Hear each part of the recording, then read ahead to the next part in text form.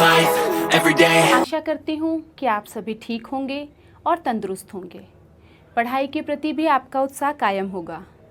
तो बच्चों, आज हम 10वीं कक्षा के विज्ञान का पहला पाठ रासायनिक अभिक्रियाएं और समीकरण पढ़ना शुरू करेंगे। आइए बच्चों, हम देखते हैं कि इस पाठ में हमने क्या क्या पढ़ना है। इस पाठ में सबसे पहले हमने पढ़ना है रासायनिक समीकरण, विभिन्न प्रकार की रासायनिक अभिक्रियाएं और उसके बाद विकृत गंधिता और संक्षारण। बच्चों, पहले इस अध्याय में होने वाली कुछ अभिक्रियाओं के बारे में हम जानने की कोशिश करते हैं। आपने अपने आसपास देखा ही होगा कि कुछ ऐसे परिवर्तन हैं जो एक बार हो जाते हैं तो उन्हें वापस उल्टा जा सकता है, मतलब उन्हें वापस अपनी पुरानी स्थिति में लाया जा सकता है। लेकिन कुछ परिवर्तन हमारे आसपास ऐसे होते हैं जिन्हें हम उलट नहीं सकते, उन्हें वापस अपनी पुरानी स्थिति में नहीं ला सकते, उन्हें ला पाना कठिन है। इसी तरह की बहुत सारी अभिक्रियाएं, बहुत सारी रिएक्शंस आपने अपने आसपास होती देखी होंगी। जैसे मान लीजिए आपके आसपास कोई एक ईंट है जो टूट गई है मकान बनाते वक्त, तो उस ईंट को अलग तरीके से कई तरीकों से जोड़ा जा सकता है, सीमेंट लगाकर बनाया जा सकता है। लेकिन अगर आप सोचिए कि आपके पास एक लोहे की अलमारी है और लोहे में जंग लग गया है, तो क्या उस लोहे के जंग से आप दोबारा वो लोहा बना सकते हो? आपने इस बारे में कभी सोचा है? अगर नहीं सोचा तो ज़रूर सोचें। आप ये सोचिए कि ऐसा क्यों होता है, ऐसी कुछ अभिक्रियाएं क्यों हैं जिन्हें उल्टा जा सकता है और कुछ अभिक्रियाएं ऐसी क्यों हैं जिन्हें उल्टा नहीं जा सकता। जैसे हम लोगों ने सब ने हमारे घर में माचिस की तीली देखी है। अब हम माचिस को जलाते हैं। देखिए, जैसे मैं माचिस को जला रही हूँ, ये देखिए, अब ये माचिस जल रही है, ये लकड़ी की तीली अब किस में बदल रही है? देखो देखो, ज़रा ध्यान से देखो, ये लकड़ी की तीली अब राख में बदल गई है। तो बच्चों, अब ये सोचिए कि अब इस राख से क्या आप दोबारा माचिस की तीली बना सकते हैं? सोचिए, अपने टीचर से, अपने अध्यापक गणों से इस तरीके के क्वेश्चंस पूछा करिए, इस तरीके के क्वेश्चंस पूछिए, सोचिए और समझिए। क्योंकि विज्ञान एक ऐसा विषय है जिसमें आप जितना सोचेंगे, जितना देखेंगे, जितना करने का प्रयास करेंगे, उतना ही वो समझ में आएगा। विज्ञान को हम क्रैम करके, रट के नहीं समझ सकते। तो विज्ञान के लिए प्रश्न पूछना ज़रूरी है। हमारे आसपास होने वाले इन दोनों तरीके के परिवर्तनों को हम 9th में थोड़ा सा पढ़कर आए हैं। इन्हें हमने नाम दिया है रासायनिक परिवर्तन और भौतिक परिवर्तन। अच्छा, अब आप यह सोचें कि जैसे हम राख से लकड़ी नहीं बना सकते, वैसे और उसी तरीके की बहुत सी क्रियाएं हमारे आसपास घटित होती रहती हैं। आज हम क्रियाओं का बहुत सारा सामान अपने साथ लेकर आए हैं। हमारे विज्ञान के मुख्यतः 3 कंपोनेंट्स हैं। बेसिक पहला कंपोनेंट है वोकैबुलरी, सेकंड कंपोनेंट है ऑब्जर्वेशन और थर्ड कंपोनेंट है एनालिसिस। इन तीनों कंपोनेंट्स के आसपास हमारा पूरा विज्ञान घूमता है। अब हम आपको अच्छी तरह से बताएंगे कि वोकैबुलरी क्या है। देखिए, वोकैबुलरी से भाव है कि जो उपकरण या साधन हम प्रयोगशाला में उपयोग में लाते हैं, उनके बारे में जानकारी होनी चाहिए। जैसे मेरे हाथ में ये परख नली है। अब इसे परख नली क्यों कहते हैं?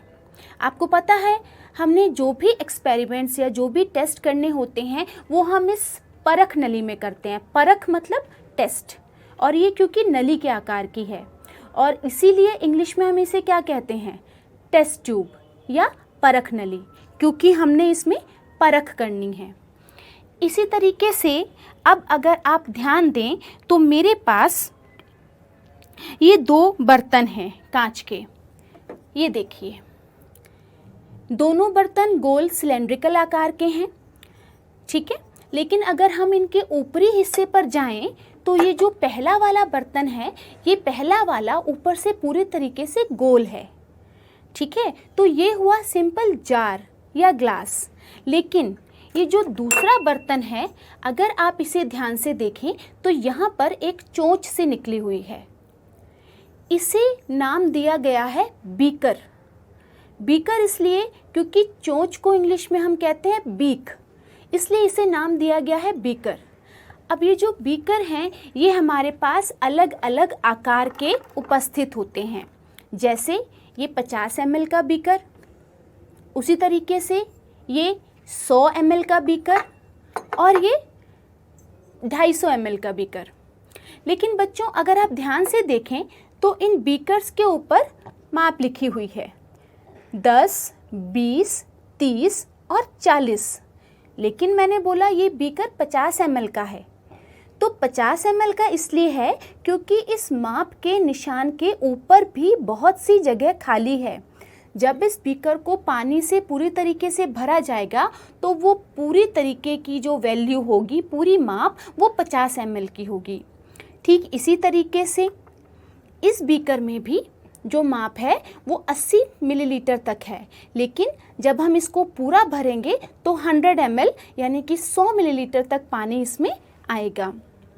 इसी तरीके से हमारे पास कुछ बड़े बीकर भी पाए जाते हैं जिन पे कि 500 ml की माप लिखी होती है, लेकिन उसके ऊपर इस तरीके से मार्जिन्स नहीं दिए होते, माप नहीं होती। लेकिन अगर जब हम पूरा भरते हैं तो वो 500 ml का पानी, 500 ml माप का पानी उसमें आता है। तो बच्चों इस तरीके के प्रश्न उत्तरों के बारे में आप अपने अध्यापकों से ज़रूर पूछें।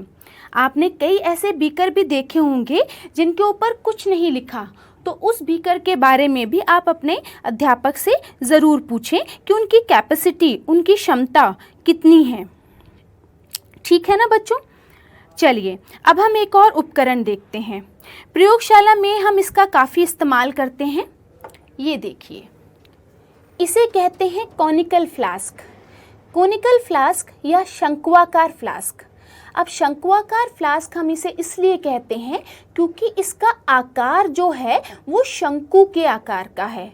शंकु के आकार का होने की वजह से ये कॉनिकल फ्लास्क कहलाता है। इसमें भी माप दी गई है, ये 50 ml का कॉनिकल फ्लास्क है या शंक्वाकार फ्लास्क है।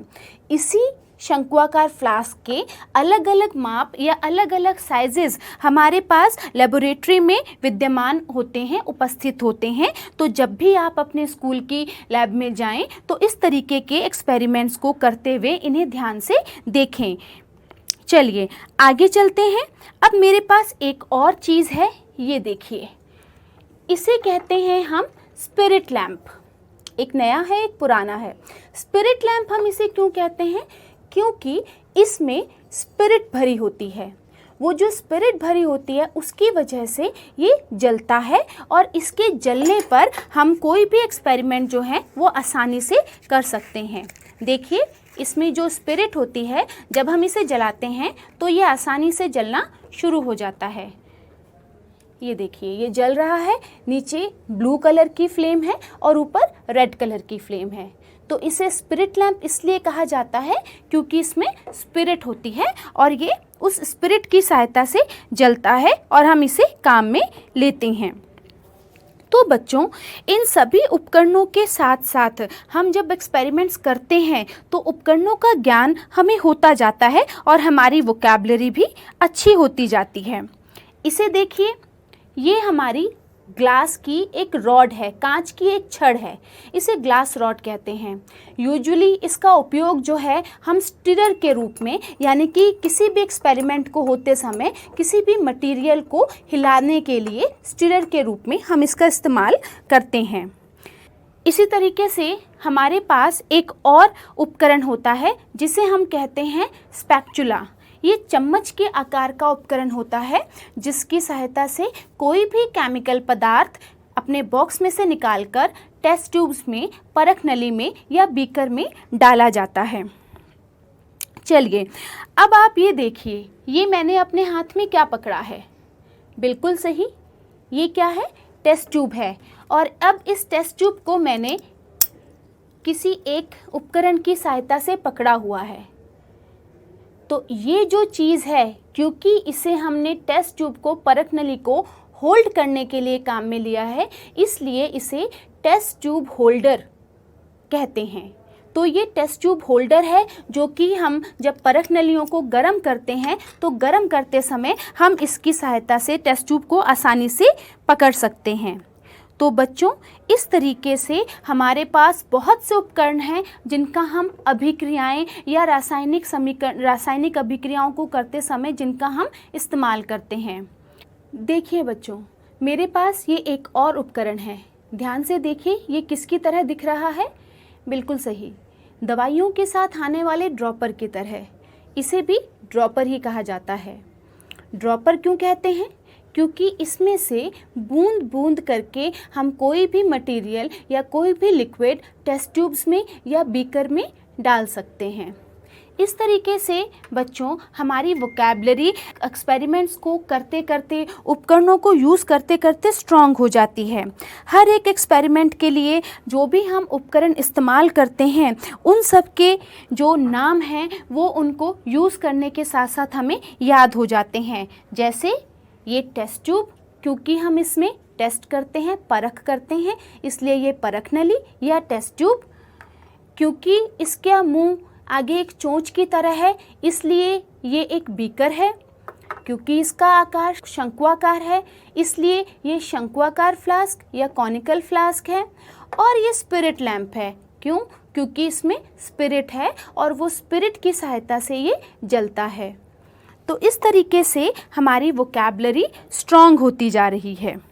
चलिए, अब हम हमारा क्रियाकलाप 1.1 शुरू करते हैं। इस क्रिया में मैग्नीशियम के रिबन को जलाना है।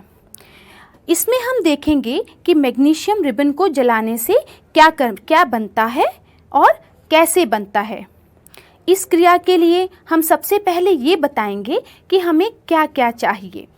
इस क्रिया के लिए हमें चाहिए एक स्पिरिट लैंप, माचिस, मैग्नीशियम रिबन और रेगमाल।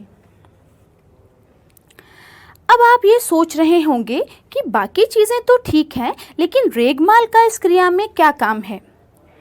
इससे पहले आप यहाँ देखिए, मेरे पास यहाँ पर दो तरीके के मैग्नीशियम रिबन हैं।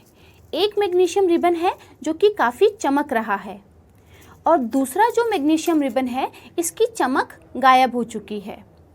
इसकी चमक इसलिए गायब हो चुकी है क्योंकि मैग्नीशियम के ऊपर मैग्नीशियम ऑक्साइड की एक परत जम चुकी है।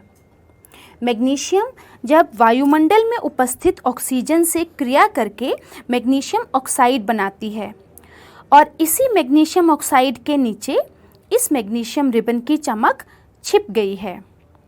बच्चों, जैसे आप घर में कोई एल्युमिनियम से बना नया बर्तन लाते हो तो ये बहुत ही चमक रहा होता है, लेकिन कुछ समय बाद इसकी चमक कम होने लग जाती है। इसका मतलब है कि एल्युमिनियम के धातु की चमक के ऑक्साइड बनने के कारण कम हो गई है।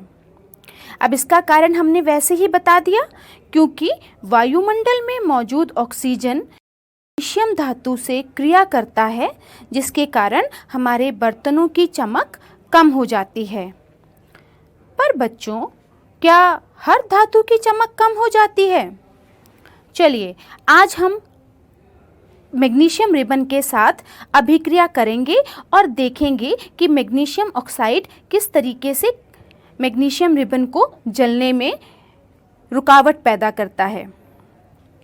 जैसे कि बच्चों, आप देख रहे हो, मैग्नीशियम रिबन एक पतले रिबन की तरह है। हम इसका एक टुकड़ा लेंगे और इसे रेगमाल की सहायता से रगड़ेंगे। अगर हम इसे ऐसे ही बिना रगड़े जलाने की कोशिश करेंगे तो यह नहीं जलेगा। कारण जो अभी हमने बात करी कि मैग्नीशियम के ऊपर मैग्नीशियम ऑक्साइड की एक परत है जो कि मैग्नीशियम को जलने से रोकती है। तो इसे जलाने के लिए हमें सबसे पहले मैग्नीशियम रिबन को रेगमाल से रगड़ना पड़ेगा। तो यहाँ पर हम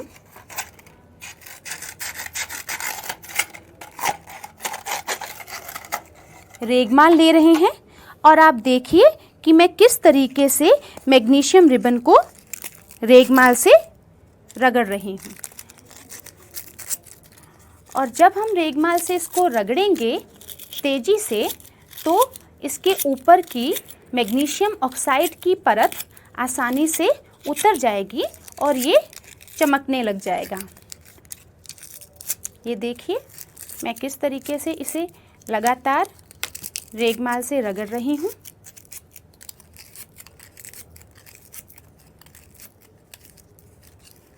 ये देखिए हमारा मैग्नीशियम रिबन काफ़ी चमक चुका है। इसे जलाने के लिए हमें एक होल्डर से पकड़ना पड़ेगा। अब आप बताइए हमने इसे होल्डर से क्यों पकड़ा है? ताकि ये एक्सपेरिमेंट करते हुए हमारा हाथ ना जले। तो मैग्नीशियम रिबन को जब हम इस स्पिरिट लैंप की सहायता से जलाएंगे तो मैग्नीशियम ऑक्साइड की राख बनेगी। ये देखिए मैग्नीशियम रिबन जलना शुरू हो चुका है और कितनी वाइट लाइट के साथ ये जलता है। जब मैग्नीशियम रिबन को बिना रेगमाल से रगड़े जब हम जलाने की कोशिश करते हैं तो यह आसानी से नहीं जलता है। इसका कारण ये है कि मैग्नीशियम के ऊपर मैग्नीशियम ऑक्साइड की परत बन जाती है। वो मैग्नीशियम ऑक्साइड की परत मैग्नीशियम का इग्निशन टेम्परेचर बढ़ा देती है, यानी कि मैग्नीशियम का ज्वलन ताप बढ़ा देती है और मैग्नीशियम रिबन को जलने से रोकती है। इसीलिए हम मैग्नीशियम रिबन को रेगमाल की सहायता से रगड़कर फिर जलाते हैं ताकि वो आसानी से जल सके। अब क्योंकि मैग्नीशियम ऑक्सीजन की उपस्थिति में जल जाता है तो जलने के पश्चात एक ऑक्साइड बनता है जिसे हम लोग कहते हैं मैग्नीशियम ऑक्साइड। बच्चों, आपने यह देखा कि जो मैग्नीशियम ऑक्साइड की परत मैग्नीशियम रिबन के ऊपर जमी हुई है, अगर हम उसे रेगमाल से ना उतारें तो मैग्नीशियम रिबन नहीं जल रहा। इसका एक कारण यह है क्योंकि हर एक चीज़ प्रकृति में अपने आप को स्थिर रखना चाहती है। इसी तरीके से मैग्नीशियम ऑक्सीजन के साथ अभिक्रिया करके एक स्थिर ऑक्साइड बना लेता है जिसे हम मैग्नीशियम ऑक्साइड कह रहे हैं। तो ये मैग्नीशियम ऑक्साइड के साथ जब हम इसे जला रहे थे तो ये नहीं जलेगा। इसी कारण हम रेगमाल को रगड़ रगड़ कर इसकी परत को उतारते हैं और उतारने के पश्चात हम इसे जलाते हैं। अब हमें इस रिबन को जलाने के पश्चात जो वाइट कलर की राख मिल रही है, इस राख को हम वॉच ग्लास में इकट्ठा करेंगे। जब हम मैग्नीशियम धातु को जलाने के पश्चात इस राख को इस्तेमाल करते हैं तो अब आप ये सोचिए बच्चों कि क्या यह राख फिर से मैग्नीशियम रिबन बन सकता है? नहीं। बच्चों, जब भी आप एक्सपेरिमेंट्स करें तो आप ये ध्यान में रखें कि आग के साथ एक्सपेरिमेंट करते समय एक बाल्टी पानी और एक रेत की बाल्टी आपके आसपास ज़रूर हो, क्योंकि आग के बढ़ जाने पर इस पर काबू करना बहुत मुश्किल हो जाता है। तो पहले आप ये देखें कि यह दोनों चीज़ें यहाँ पर भी उपलब्ध हैं। तो अब हम क्रिया को आगे देखते हैं। देखिए कितनी वाइट लाइट के साथ ये मैग्नीशियम रिबन जलकर राख बन चुका है। यह मैग्नीशियम ऑक्साइड है जो सफ़ेद रंग की राख में बदल चुका है। अब हम इस राख का टेस्ट करेंगे कि यह राख एल्कलाइन यानी कि क्षारीय प्रकृति की है या एसिडिक यानी कि अम्लीय प्रकृति की है। इसे चेक करने के लिए हम लिटमस पेपर की सहायता लेते हैं। लिटमस पेपर से आपको कुछ याद आया होगा। 7वीं कक्षा में अम्ल और क्षार वाले अध्याय में लिटमस पेपर का जिक्र हुआ था। अब आप बताइए बच्चों, लिटमस किससे बना होता है? हाँ, बिल्कुल सही, यह लाइकेन से बनता है। लाइकेन से लिटमस पेपर बनाए जाते हैं। यह पेपर 2 रंग में आते हैं, लाल और नीला। लिटमस एक ही होता है लेकिन उसे अलग अलग रंगों के पेपर्स बना लिए जाते हैं। लाल लिटमस क्षार में डालने पर नीले में बदल जाता है और नीला लिटमस अम्ल में डालने पर लाल में बदल जाता है। तो देखिए हमारे पास ये दो तरीके के लिटमस पेपर हैं, पहला लाल और दूसरा नीला। ये देखिए ये एक लाल लिटमस पेपर है और ये नीला लिटमस पेपर है। ये लाइकेन्स के द्वारा प्राप्त किए जाते हैं और ये आपने 7वीं कक्षा में पहले से देख रखे हैं। चलिए अब हम इनका टेस्ट करते हैं।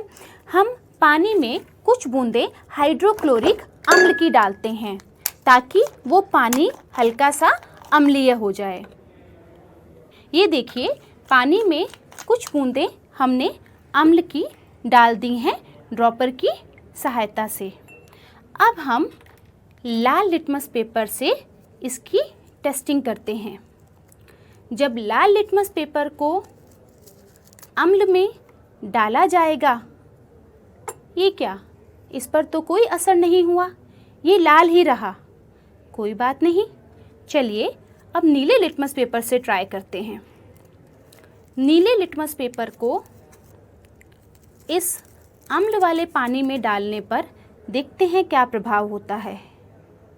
अरे ये देखिए नीला लिटमस पेपर अम्ल में डालते ही लाल हो गया, जबकि लाल लिटमस पेपर को जब हमने अम्ल में डाला था तो इसके ऊपर कोई प्रभाव नहीं हुआ। यानी कि लिटमस पेपर में जब अम्ल की उपस्थिति में लिटमस नीले से लाल हो जाता है और क्षार की उपस्थिति में लिटमस लाल से नीला हो जाता है।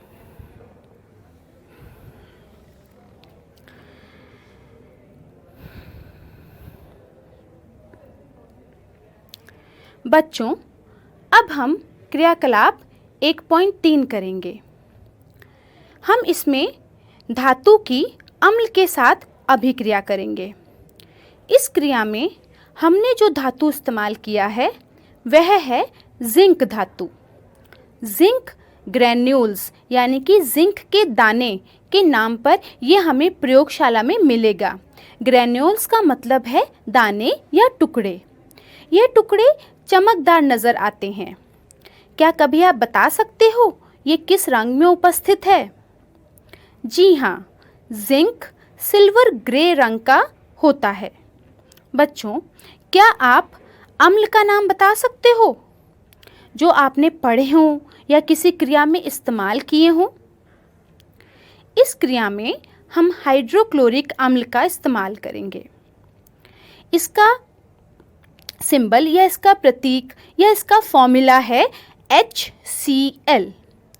इसी तरह हमारी प्रयोगशाला में और भी कई प्रकार के अम्ल होते हैं, जैसे कि सल्फ्यूरिक अम्ल H2SO4, नाइट्रिक अम्ल HNO3। यह अम्ल प्रयोगशाला में सांद्र अवस्था में यानी कि गाढ़ी अवस्था में मौजूद होते हैं, लेकिन जब हमने इनकी क्रिया करवानी है तब हमने इनका तनु रूप इस्तेमाल करना है। सांद्र और तनु अम्ल में क्या अंतर होता है? सांद्र अम्ल में अम्ल की मात्रा ज़्यादा और पानी की मात्रा कम होती है, लेकिन तनु अम्ल में पानी की मात्रा ज़्यादा और अम्ल की मात्रा कम होती है। सांद्र अम्ल खतरनाक होता है। इसे इस्तेमाल करते समय बहुत सावधानी से काम करना पड़ता है। सांद्र अम्ल से तनु अम्ल कैसे बनाएं?